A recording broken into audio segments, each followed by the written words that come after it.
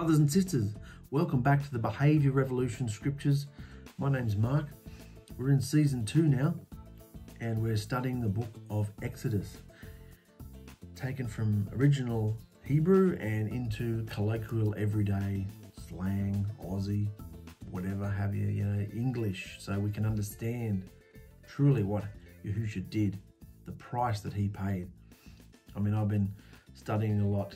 The next book, we're in Exodus now, but I've been studying a lot of Leviticus, a book that I can honestly say I didn't read very much of because it's so boring, I thought. And back when we were in religion, they never teach you that book. It's always told, oh, Yahusha did away with all that, he abolished all that, he fulfilled all that, whatever they say. He hung on the cross and we don't have to come under any of that law anymore. I'm reading it from a totally fresh perspective now, and it completely points all of it to him and his blood sacrifice. So without reading these books the way they're meant to be read, and dissecting them and reading them and understanding the covenant, understanding the blood, understanding the sacrifices that they had, these are all shadows to wash their minds. If you don't understand them, you really don't fully appreciate what Yahusha did. Oh yeah, he died for our sins. Yeah, but what did he really accomplish? Do you know which sacrifice he completely fulfilled? Was it a meal offering? Was it a lawless offering? Was it this offering or that offering? Or all these different offerings they had to give up? What did Yahusha really do? Did you know that there were some behaviours that would not cover and could never be forgiven?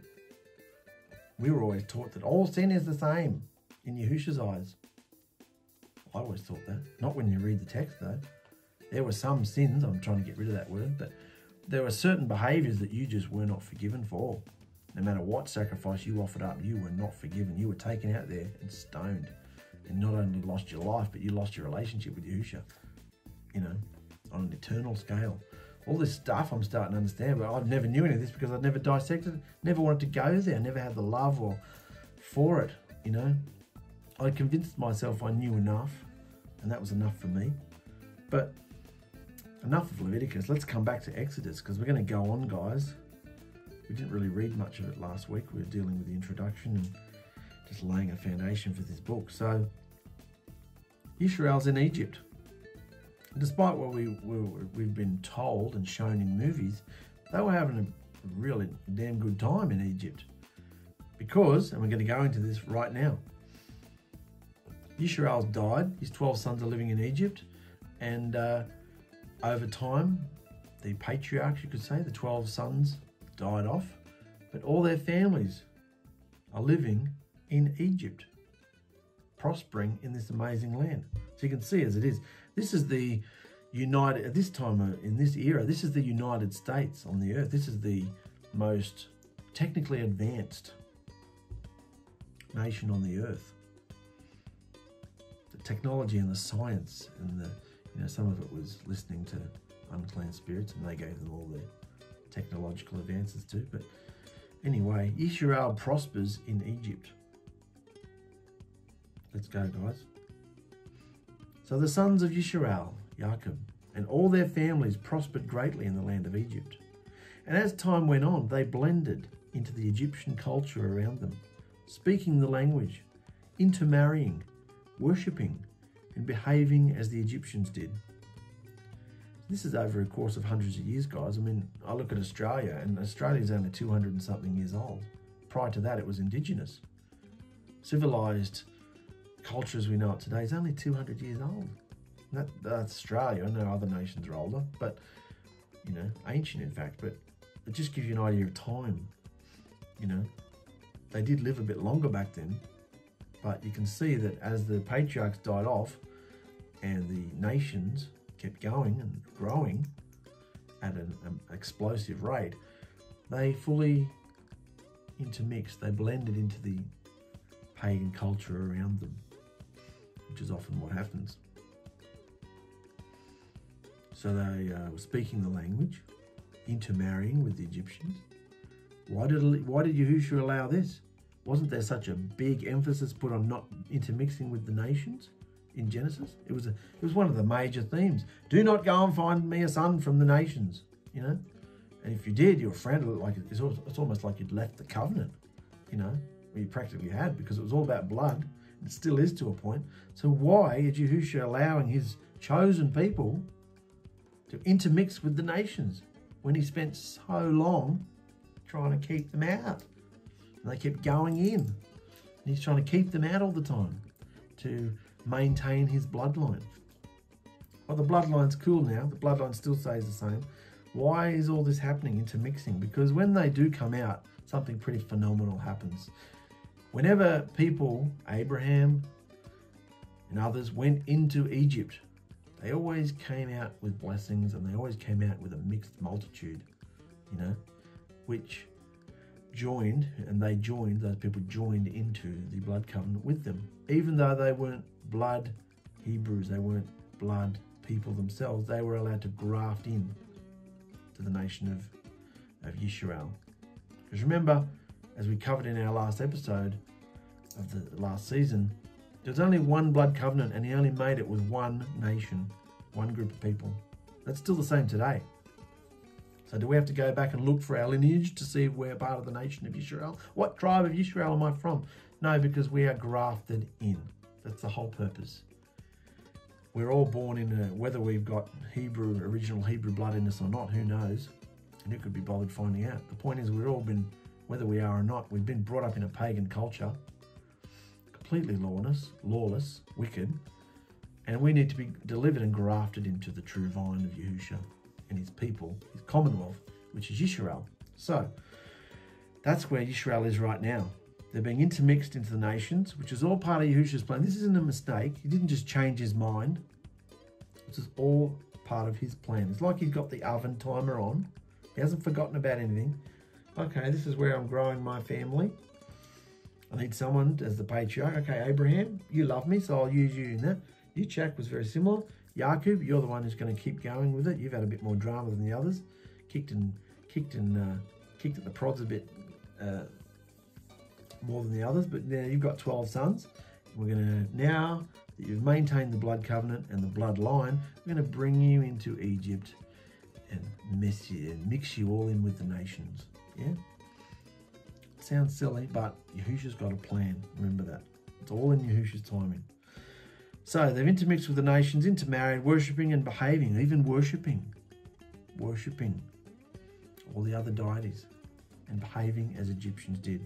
And because Goshen, this is the land that Yusuf gave them, because Goshen was in the mouthway to enter Egypt, the Yisraelites were often the first pit stop for all sorts of international people. And they learnt to be very successful traders, merchants, cattle ranchers and farmers, as well as shepherds, which they already were. And the 12 tribes of Yisrael reproduced more and more and became a great and mighty nation of people. So if you look at a map of Egypt, maybe I'll put one up now, you can see they're further up the top. And if anybody needed to come into Egypt, they had to go past or alongside. They had to pretty much go through Goshen. So these people, the Yisraelites, were intermixing with all the gypsies and traders and even royalty probably. Anybody who came to see the Pharaoh had to go bypass there. So they were intermixing with the most exotic people on the earth and learning all these trades and tricks of the trade and everything and secrets and all sorts of things they'd be learning and filling themselves in. So they became very, very prominent, powerful group of people. At this time, the nation of Egypt was the largest, most technological metropolis on the planet, and the surrounding nations were constantly waging war against them. Interesting.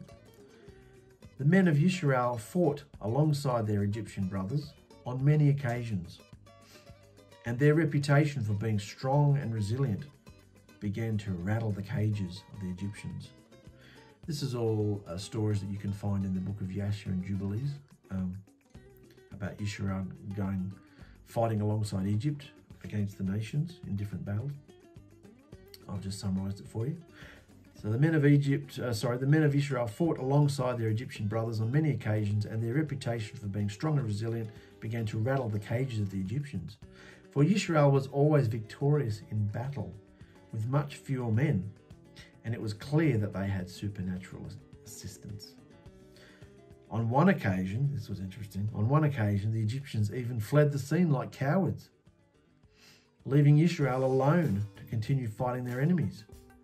And Yisharal began to despise the gutlessness of the Egyptians. And after that particular battle, where the Egyptians ran away, Yisharal even retaliated against them by killing some of the cowardice Egyptians on the way home, for deserting them and leaving them to fight alone. They were so angry at the Egyptians. They went out to fight a battle, and the Egyptians, and there were more Egyptians than there were Yisraelites, the Egyptians, stuff these, we're out of here. We're buggering off. So they ran away and left the Israelites to fight by themselves.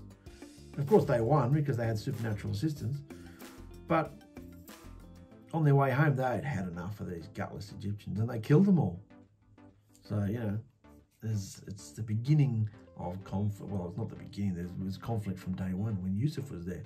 Remember I talked about this in the last episode of season 1. The Pharaoh was not Yisharal, and the Pharaoh was not, let me say that again. The Pharaoh was not Egyptian.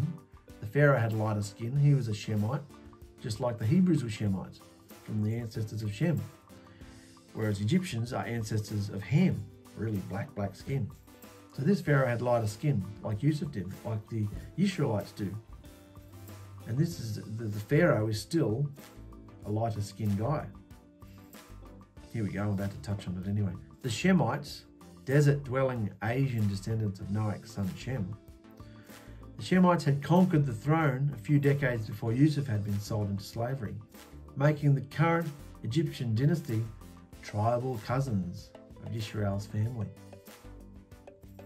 And though the Shemite Pharaoh, who had promoted Yusuf, ruled most of Egypt's borders, there was still a growing population down in the south that still stood in opposition and hatred to the Shemite dynasty.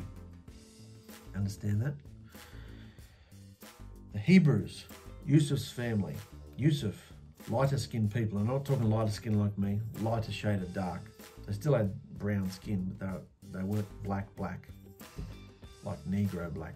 That was, the Egyptians were black. The Yisraelites and the Shemites, who were all from Shem, had lighter brown skin. So the Pharaoh and the Shemites had conquered Egypt not long before Yusuf had arrived, and that's probably why he showed some favoritism to Yusuf, not only because of his behavior, but because he didn't have the same racism in him, the same xenophobia in him. He wasn't against the lighter skinned people. He didn't hate them like the Egyptians did because he was one of them. He had lighter skin himself. So the current Pharaoh has lighter skin. The Hebrews have lighter skin, Israelites, and the Egyptians have darker skin.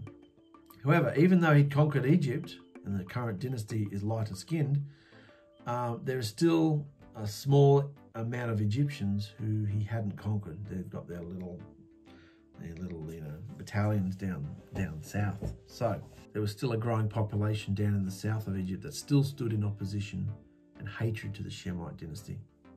Not long after the first generation of Yusuf and his brothers died, so it's not long after the first generation of Yusuf and his brothers died, an Egyptian general gathered a military force of strong men and led a civil race war against the Shemite Pharaoh,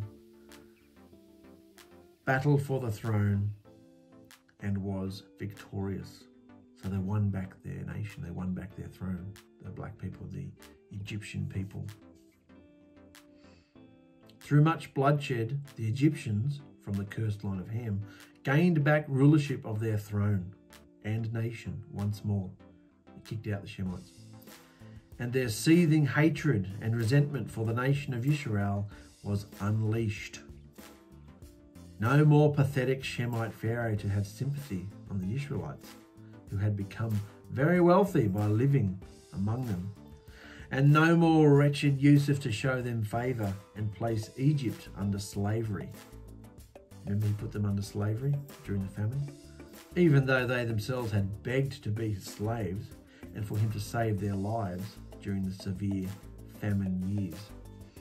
So remember when the famine was on and they pleaded with him, take our crops, and he did. Take our animals, and he did, and gave them food. Take our homes and give us food, and he did. Eventually they had nothing. We're starving, we've got nothing. Just take us. take everything and take our lives. We'll be slaves to Egypt, to the Pharaoh. So even though they'd begged him to do it, as the years went on, and the Shemite Pharaoh had obviously favoured Yisharal up in Goshen, they didn't have any of the same restrictions everybody else had, because Egypt was now slaves. Remember, Egypt had given over their rights to the Pharaoh. They'd turn this apparent democracy into a dictatorship, which is fine when you've got a nice Pharaoh, which the Shemite Pharaoh kind of was. But now, this military leader has taken over Egypt once more. So the Egyptians, the black people, are now back on the throne, and they hate Yisharal because of the favoritism they were shown. You understanding this now? Understanding the political climate that's going on? You can see why Yusuf was favoured, partly, apart from his behaviour, because he was lighter skinned. There's so much racism. Oh, there's not anymore. Yeah, there is. Racism is still running rampant. And sadly, a lot of it is with the darker people. Yes, I said it. I know we haven't endured what they endured, but still, you know, racism is in dark people and light people. And Yahusha hates all of it. It's time to give up the race thing. That's all Hollywood and madness. So you understand where we're up to? Egypt is now back as the ruling dynasty in Egypt. The Egyptians have taken over. They've slaughtered or kicked out the remaining Shemites, lighter skinned people. Now they've just got to contend with the Hebrews. And so we've gone from amazing wealth and abundance from Yisharal, moving to Egypt and being an amazing blessing, to now slavery because of this. It's time to get them back. No more Shemite Pharaoh to have compassion on the Hebrews, and no more bloody Yusuf to get in the way. So here we go, slavery to the Pharaoh. This new Egyptian Pharaoh was a paranoid, racist tyrant who couldn't give a brass razoo about Yusuf or the agreements put in place for a peaceful existence in the land. He wanted all foreign influences and threats annihilated from his kingdom, saying, look, the population of those disgusting Yisraelites is growing, and they're stronger than we are. We know they are too, because of what happened in the battles. They're much more powerful, mightier, stronger, with supernatural assistance. They're growing and they're stronger than we are. We must stop them from growing and outnumbering us. If we don't, they will join our enemies one day and fight against us when the next war breaks out. Then they'll escape and go back to their own country. And in brackets in the turquoise here, I put Yisrael was about 25% of the whole population and growing fast. 25% of the population is a lot. When you look at society today, there's not many, there's not many places you can say 25%, a foreign nation is 25% of your population, is there? So there was a lot of them. In the ancient Hebrew, it says swarming. And when you hear the word swarming, it conjures up ideas of flies or locusts. Like the sky is darker because it's swarming with, that's what the Yisraelites were like, swarming. So many of them.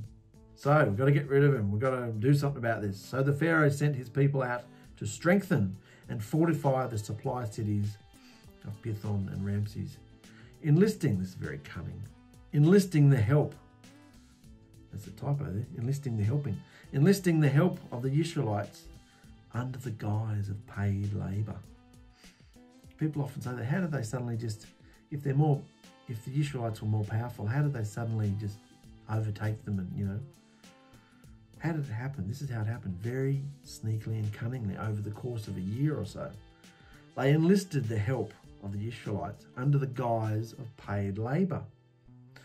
But over the course of time, by specific instruction of the Pharaoh, the Egyptian workers sneakily and gradually stepped back from building alongside Yisrael and began dominating and exerting authority over them, becoming their site managers and taskmasters, withholding their wages and threatening them harshly and cruelly. So they went in under the guise of friendship, under the guise of, come on, we want to strengthen these cities. We need a workforce. Come on, we're going to pay you to do it. Come and work along. We'll send the Egyptians went in too and worked as well. And you work alongside us and we're going to make these cities something amazing. And the Yisraelites are like, yeah, let's do it. Yeah, cool. It's good for all of us. And then over time, over the course of, I think it was about a year, according to the text, they started to slowly step back from being equals, and they started telling them what to do, lifting themselves up and abusing them, becoming taskmasters, withholding their wages and treating them harshly and cruelly. This is how Egypt infiltrated Yisharal, befriending them, got to know them all. So you'd know if somebody didn't show up. You'd be like, how did you're just a number, aren't you? No, they knew them because they worked alongside them. Where's your husband today? Where's your wife today? How's your kids? You know, they were their friends. And then they stepped back and were their bosses. So they knew if people didn't show up, they knew all the families. They knew them. They infiltrated. Cunning. Got to know them all and then turned them into slaves, pushing them harder and harder, taking away their lovely homes and the comforts of life that Yusuf had allowed them to have. Sneaky and cunning, isn't it? There's a bit of a picture there of people working hard, building the cities and everything. The Egyptians made Yisrael's life a nightmarish agony of oppression and misery. Nightmarish agony of oppression and misery, forcing them to make bricks, work out in the fields, build houses, roads, military forts, pagan temples, and a network of canals and reservoirs. Yisharal became the whole nation's labour force, like being enlisted to war without any benefits or pay. And as a result, Egypt became even mightier and the global superpower of its time, just like the USA today. By working the Hebrew men into the ground and wearing them down with crushing labour day after day, year after year, the Pharaoh hoped to keep them away from their wives and stop the baby boom. See his mentality? Oh, they'll be too tired to go home and shag their wives, mate. They'll be too tired. Let's work them to the bone so they don't have time or energy to get with their wives, and then we can pull back the baby boom as well. However, the more the Egyptians inflicted and abused Yisrael and were ruthless in all their demands, the more Yisrael increased and swarmed. There it is, it's there, swarmed. They swarmed across the nation. The more they were abused, the more they swarmed. Most women, this is interesting, most women were having at least 6 babies at a time. That was just standard. That's how fertile they were. That's how much Yahusha was blessing the nation and blessing them. 6 babies at a time. And that was a standard one. Like a litter almost. There were lots of them at the time. And the Egyptians were repulsed by the nation of Yisrael. Repulsed by them. How about that? So the Pharaoh called midwives Shiphrah and Puah, saying, when you help the Hebrew women deliver their babies on the birth stools, if they have a boy, kill it immediately. But if it is a girl, then let it live. Isn't he wicked? The midwives in this time were very respected and organised. I mean, these were days, if you hear someone's a midwife, it's kind of looked upon lowly these days. It's like some kind of hippie thing. Why aren't you in the hospital? What do you need to be a midwife for? What do you mean a doula? Yeah, what's that? What kind of hippie person is that? Go to the hospital like it's, you know, we've been through all this. We've got 6 kids. We've had kids in hospitals and with midwives and all sorts of things. So we understand it. But in this society, midwives are very well respected. Why? And they were organised profession in society. They had their own union and everything, and were responsible, here we go, for determining the firstborn and the general health and well-being of mum and bub. So because society was all about, particularly Yisrael, the firstborn and the blessing and the birthright and everything, it's very important to announce which child was the firstborn. So very important to have a midwife there to investigate and make sure who was firstborn was firstborn. So Pharaoh told these 2 women, if it's a male, kill it. without hesitation. And despite hating the Hebrews as a people, Shiphrah and Puah, who were Egyptians, feared Elohim. It's interesting. They feared Elohim and refused to obey the Pharaoh's orders. And they let all the baby boys live. So after some time, the Pharaoh ordered them back into his court. "Why have you done this? Why have you allowed the male babies to live?" he demanded. "Oh, the Hebrew women are not like the Egyptian women, Pharaoh. They're stronger and fitter and have their babies so quickly that we can't get there in time." So they brushed it under the rug, made an excuse. "Oh, they're just so much fitter than the Egyptian women. They have their baby. They don't even need our help. They've had their baby by the time they get there. We get there." This is what the midwives replied. "There were around 100 babies being born per day." Imagine that. That could be in Egypt and Yisharal, or it could be just in Yisharal itself. But even if it's in the nation itself, that's a lot of babies for one nation. A day, that's how much swarming was going on. 100 babies being born per day. And Yahusha looked after these midwives, giving them families and children of their own. And Yisharal continued to grow at a rapid rate, becoming more and more powerful. Interesting, isn't it? Then the Pharaoh's astrologers, magicians, soothsayers and diviners came before him, warning him of the protection that had been spoken of for many years surrounding Abraham, Yitzhak and Jacob's people. The promises given to Abraham regarding his descendants living in Egypt, and that they'd recently seen visions regarding a child that was about to be born from Yisharal, who would grow up and lay waste to their mighty nation and deliver Yisharal. This is from the book of Yasher, this part. Yasher just copying what was said about Yahusha before he was born, about the wise men going and visiting Herod. Oh, just a copy. What do we believe what the text says? I believe it. And I mean, people who are soothsayers and magicians and diviners, you know, all that stuff, they're listening to unclean spirits anyway. So the unclean spirits don't change. So it's completely believable to me that they would have known who the people are that are living amongst them. They would have known their descendants, about them. Abraham, Yitzhak and Jacob, the promises that have been spoken of, that they would be taken into Egypt and then taken out of Egypt. So they'd seen visions of a child that was about to be born from Yisharal, who would grow up and lay waste to their mighty nation and deliver Yisharal. And remember, Yisharal now is their workforce. They're doing all the work. If they leave, the nation's got to work themselves. And they told the great Pharaoh to tread carefully and beware. But the Pharaoh was furious and very stubborn, sending out a royal decree across the entire nation of Egypt. Kill every newborn Hebrew son and throw them into the Nile River. And let's see this pathetic deliverer come forth now. I challenge this Elohim. I challenge this deliverer to come forth now. Kill every Hebrew newborn son.